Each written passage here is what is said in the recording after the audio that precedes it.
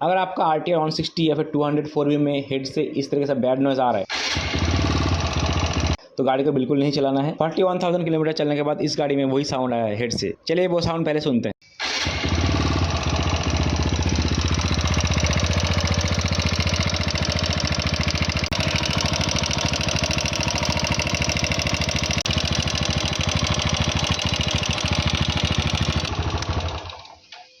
सो S initial जो हमारा doubt था वो टैपिट पे था और lastly piston and time engine इसका टाइट है। टाइम इंजन का साउंड लग भी नहीं रहा था। सबसे पहले लेंगे से ये वाला कवर ओपन हो जाएगा। एक टॉप कवर है। मैं जो रूल्स फॉलो करता हूँ, सिंपल एक टेक्निक है। इसको हम घुमाएंगे, पहले नीचे जाएगा,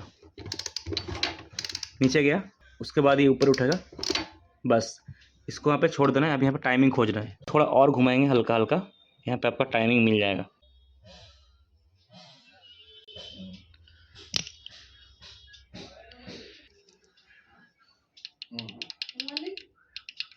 सो इसका इनलेट टैपिट लूज था।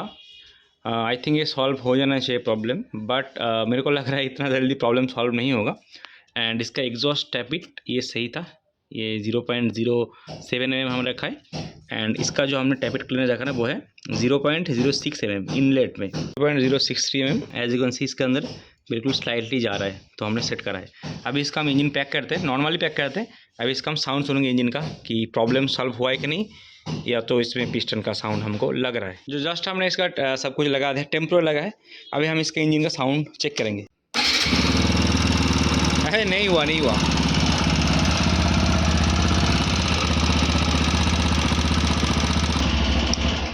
सो as I told you, I am confirm कि इसका पिस्टन स्लैप हुआ है, मतलब पिस्टन का खराब है, मतलब इसका इंजन करना पड़ेगा। तो फटाफट हम इसका हाफ इंजन खोलते हैं, उसका मैं आपको दिखाता हूँ पिस्टन स्लैपिंग किसे कहते हैं। और किसी भी गाड़ी में ये आ सकता है। इसमें लगभग 40,000 किलोमीटर के बाद ये प्रॉब्लम आया है। RTR 200 या RTR 160 B6 में। एक इंटरेस्टिंग चीज़ TVS में ये है, बहुत ही गलत है। ये जो आप नट देख रहे हैं टाइमिंग चेन का, ये नॉर्मल बोल्ट है 12 mm का, बट ये एक्चुअली है उल्टा चूड़ी का। कोई भी निशान नहीं है। अगर आप ऐसे ही इसको खोलेंगे, टाइट मतलब खोलते जाएंगे और ये एक्चुअली टाइट होता जाएगा। उसको इसका थ्रेड डैमेज कर दोगे आप, इसका पूरा कैम बदलना पड़ेगा। अगर इसको हम खोलते हैं ना तो ये टाइट हो जाएगा। इसको हम खोलेंगे राइट साइड नॉर्मल, तब ये खुल जाएगा। देखो टाइट कर रहे हैं, ये खुल रहा है। तो ये 10 mm का बोल्ट है।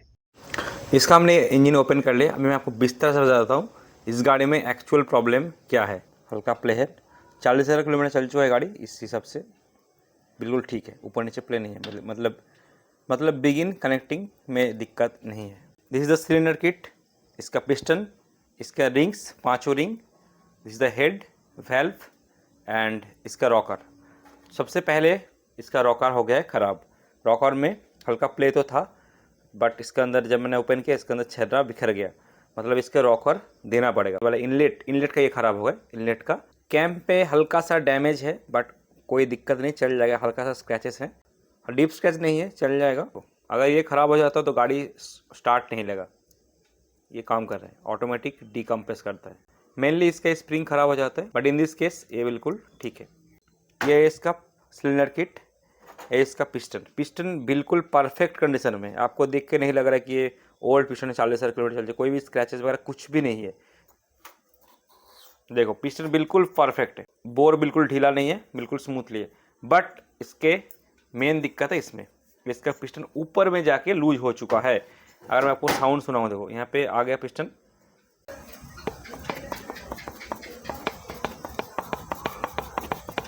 सो आपने देखा ऊपर में जाके पिस्टन कितना ज़्यादा लूज है।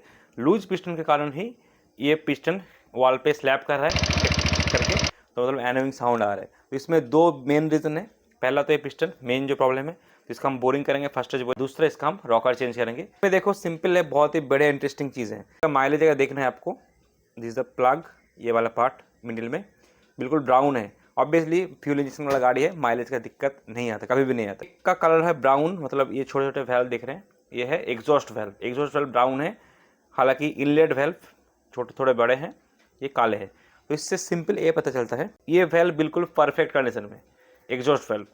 बट ये वाला वेल्व लीकेज है, सिंपल से पता चल गया, टेस्ट करने की ज़रूरत ही नहीं। तो हम इसका पूरा सेट बदलेंगे, चारों वेल्व ऑयल फिल के साथ। गाइड चेक कर लेंगे, गाइड में दिक्कत हाल के नहीं आएगा, बट गाइड भी चेक कर लेंगे। तो हेड का लगभग पूरा काम खोला है, तो कर लीजिए बढ़िया रहता है इसका हेड। तो यहाँ पे देखो लिखा है उषा, तो मतलब पिस्टन जो है जेन्युइन के अंदर भी उषा का ही निकलेगा। एंड जो लोग कंफ्यूज है पिस्टन फिटिंग के टाइम, ये जाली वाला जो रिंग आता है ना, इसको एम बनाए कि डब्लू बनाए, जब मैंने इसको खोला तो मैंने पाया इसका ये वाला पार्ट था, ये मतलब डब्लू पैटर्न में निकला था। आप एम भी बना सकते हैं, डब्लू बना सकते हैं, कोई दिक्कत नहीं, बट जब मैंने खोला तो इसका मतलब डब्लू करके ही था, कंपनी से डब्लू करके इस तरीके से फिटिंग आया था। सो फाइनली ये बोरिंग होके आ चुका है, हमने क्रॉस बोरिंग किया है। एज यू कैन सी, अगर आपको दिखाऊं, क्रॉस टाइप का बोरिंग देख सकते हैं, हमेशा क्रॉस बोरिंग करा, ये बहुत लंबा चलता है। This is the 10 size piston and इसका हम प्ले चेक कराएंगे। एंड ये इसके rings, lock and this is the Gajan pin. तो रिंग का सेटिंग कैसे करते हैं मैं आपको जल्दी जल्दी बता देता हूँ।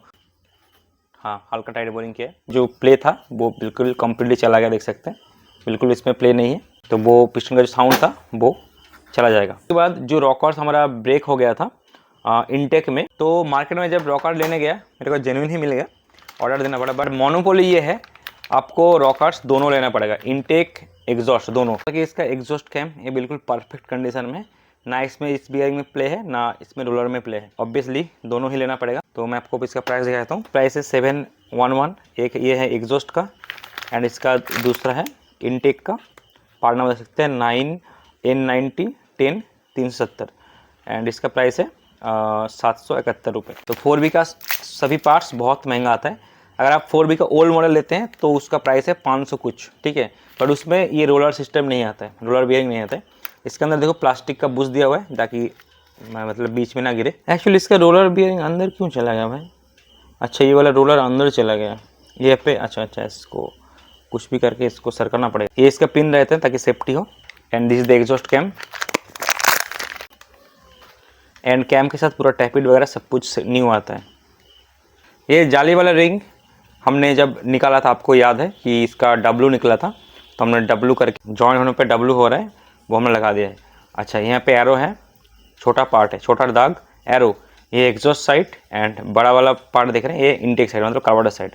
तो कार्बोरेटर साइड में मिडिल में हमने इसका ओपनिंग रखा है। अभी ये दो पतले पतले रिंग सेम ही आते हैं, ये दो रिंग ऑयल कंप्रेसर रिंग आते हैं, सेम ही आते हैं, बट कौन सा ऊपर कौन सा नीचे लगेगा। देखो मेरा तरीका ये है, मैं कैसे करता हूँ, पहले इसको दबाता हूँ, जैसे ऊपर की तरफ मुँह कर रहा है तो ये नीचे जाएगा। उसके बाद इसको दबाते हैं, देखो ये भी ऊपर की तरफ मुँह कर रहा है, इसको थोड़ा सा पलटा देंगे। अभी ये देखो ये नीचे की तरफ मुँह हो रहा है, तो ये ऊपर जाएगा एंड ये वाला पार्ट नीचे आएगा। ये इसको प्रेस कर रहा है एंड ये नीचे की तरफ, दोनों मिलके बीच में जो ऑयल कंप्रेसर देंगे उसको प्रेस करके रखता है। ये वाला पार्ट ये नीचे रखेंगे,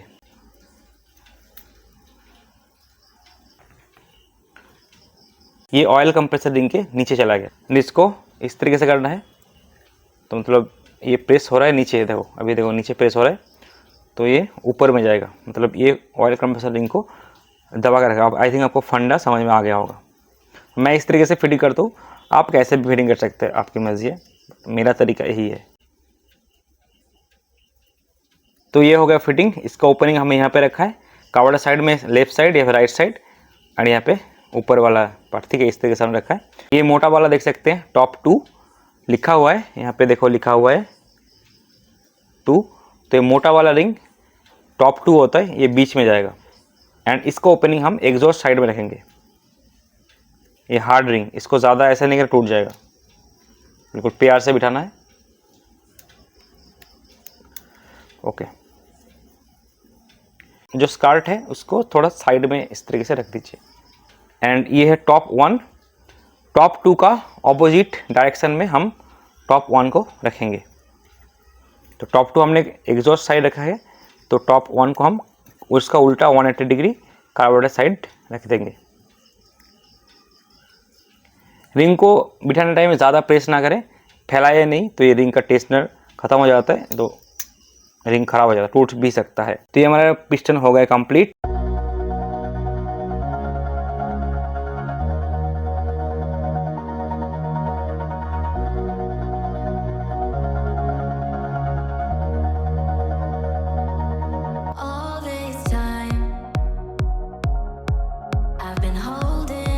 एंड ये हमारा पिस्टन टॉप पे आ चुका है, और चेक कर लेंगे, बिल्कुल भी मूवमेंट नहीं है, मतलब इससे कोई भी प्रॉब्लम बात में नहीं आएगा। अभी इसके ऊपर हम हेड वगैरह जो भी है वो लगा देते हैं, कंप्लीट करते हैं।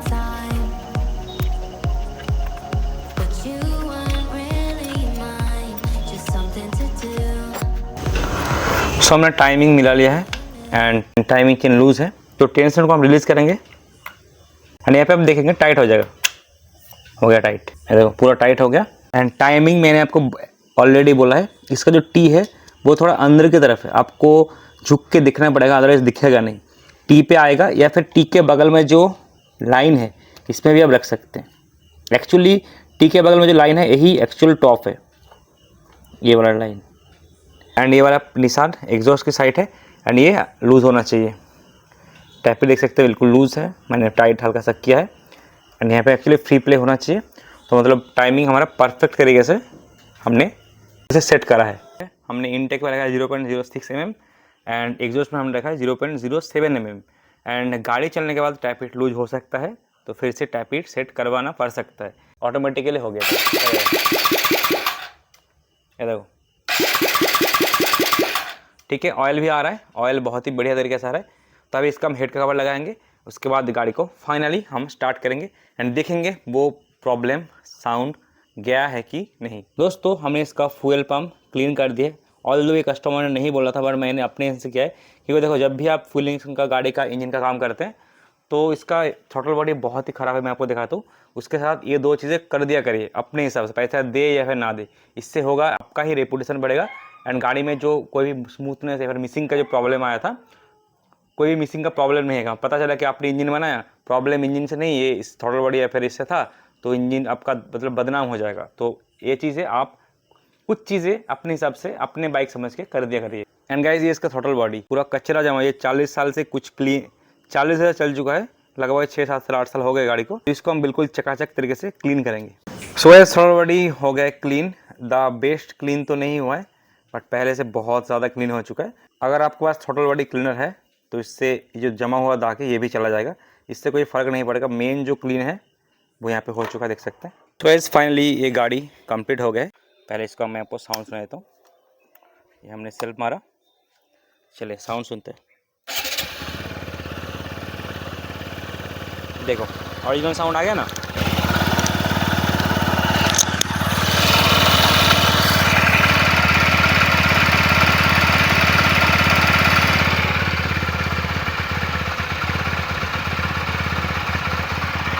इसका आरपीएम जो है 1600 से 1700 पे सेट है एंड ये थोड़ा कम हो जाएगा जैसे ये हीट हो जाएगा। अभी आरपीएम लगभग 17 से 1800 पे आइडलिंग कर रहा है एंड BS6 में आरपीएम थोड़ा सा हाई होता है, 15 से लगभग 1500-1600, तो ये थोड़ा कम हो जाएगा। अभी इसका हम अभी ऑटोमेटिकली कम हो जाएगा, जैसे थोड़ा हीट हो जाएगा ना तो ये कम हो जाएगा। ओल्ड एयर फिल्टर मतलब सालों से चेंज नहीं हुआ है, बिल्कुल जाम है। हालांकि ओरिजिनल था बट पूरा चौक है, इसलिए हम इसके एयर फिल्टर भी हमने रिप्लेस कर दिया है। वो हमने रॉकर चेंज कर दिया था ना, इसलिए बहुत ही बढ़िया साउंड निकला है। इसको थोड़ा सा रेप करके देखते हैं।